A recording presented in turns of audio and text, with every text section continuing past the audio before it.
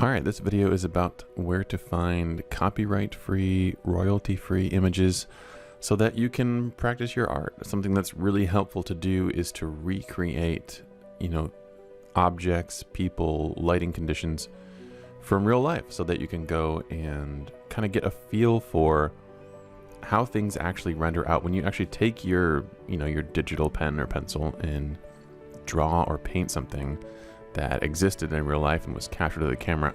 I mean, I've found that to be an invaluable exercise, and it has taught me a lot as I'm learning to draw and to paint. So this is a painting that I did from a photograph, and this photograph comes from a website called unsplash.com. And I have a couple photos up here, but there's just thousands and thousands of photographers who have decided to put their work up here for free and other people to enjoy. I don't know that it's the best thing necessarily for the photography industry overall, but it is what it is. And this is the world we live in, and it certainly is useful for this sort of scenario. Pretty much all of the reference photos that I've gotten the last couple of months have come from this site. They specifically state that you don't need to give the photographers credit or anything, but it's a nice thing to do. And this particular photo came from a user named Celine Ruiz. I think that's how you say her name. And I went to look at her profile, and it would seem that I think these are self-portraits, and she's done some beautiful work here. And this hat is sick. This is a dope hat. So I thought I love the lighting in this too. I'm gonna draw this thing. So yeah, that's what we're gonna be doing today.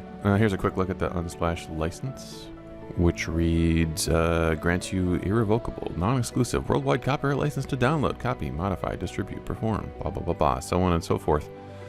I guess the only thing you can't do is you can't download all their images and start your own photo showing website, which makes sense. All right, so let's get on to the actual time lapse. All right, here we go. So this is in Procreate. I basically just took that image and put it down on the canvas so I could directly color pick from it. I'm trying to get it away from that now a little bit, just so that I can practice kind of choosing my own color palette. But when I made this, I wasn't really feeling comfortable with that. And honestly, it's still a great exercise because because using real colors teaches you how to use color. So yeah. The beginning of this is just me basically pulling different parts of the shadows and putting those down first to kind of give the whole thing shape and form a little bit. And then I'm trying to use like a pretty sizable brush so I don't get, too caught up in some of the details and everything. That didn't work for the face quite as well as I'd hoped. I needed to scale down a little bit so I could kind of get a little more information there on the first pass. I really like the super warm skin tones in this photograph. I think they look really nice. It's just a really well lit and really well composed scene. This is the first hat that I've painted, and I gotta say the fedora, like the lighting on the fedora, was really fun to do because it's a pretty straightforward thing to paint. Like you just needed a couple of shades and a few shapes, and the whole thing is pretty convincing pretty quickly.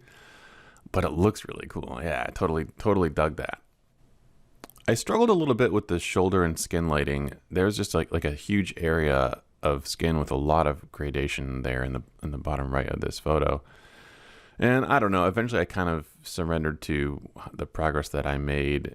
It's kind of imperfect, but yeah, I found that a little bit tricky. I'm not sure if there's a better way to go about it than what I ended up with, but I try not to get too bogged down in these. If I work on this for weeks and weeks at a time or something, I've found that my interest and passion for finishing it sort of diminishes. So usually somewhere between a couple of hours and a couple of days is how long I'll spend on something like this. Right now I'm getting faster, but I'm still not quick, that's for sure. And I don't paint in super long sessions, maybe an hour to 90 minutes at a time. Mostly I have trouble sitting still and not moving around at all for more than that amount of time.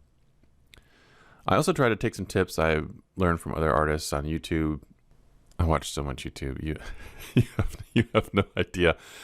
And I'm trying to work the whole image instead of getting too focused down in one point, trying to add the same level of detail around the image. Of course, the focal point, which is her eyes and face, is going to receive the most attention overall, but I think that worked a little bit better on this one. Her nose still feels a little bit too defined to me, looking at this at the end, but you know, you can't have it all. I'm really enjoying hair and what I'm discovering with hair and the different sort of highlights and color splotching and streaks and runs. Yeah, hair is becoming a particular favorite for me, which is interesting because I found it such a struggle not that long ago.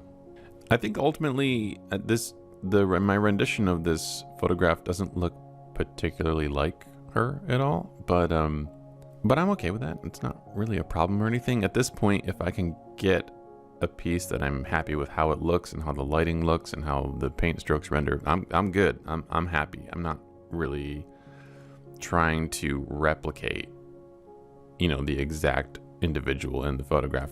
The next thing I'm going to do is a self-portrait, in which case I'm going to need to I'm gonna need to make sure that I look like me. So we'll be working on that in the future. But also it's fun to leave yourself a little room to be creative and to make stuff up a little bit as you go, and to add pieces that aren't there or take away things that don't suit the painting.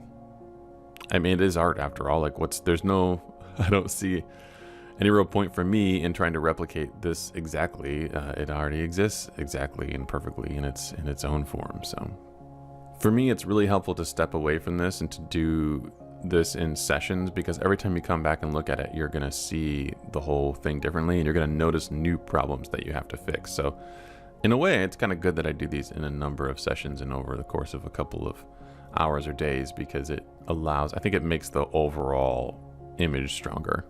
I used the pencil to add kind of some highlights and streaks in the hair. You can barely see it. I kind of regret that. I don't really like how those look, but I also am sort of committing myself to not go back to old paintings and go and fix them up, because I want to be able to see myself progress over time. And also you could spend an eternity going, and as your skills advance, going back and making changes to things you've already done. So yeah, this one was pretty quick and pretty straightforward, and I didn't have too many problems to solve. Her hair was a little tricky at points to make it feel real. Her shoulder, the lighting on her shoulder was a little bit difficult, and her nose gave me some problems. But other than that, as far as like the kinds of things that can cause trouble and make these difficult, it wasn't too bad. So thank you so much for watching, and we'll see you soon.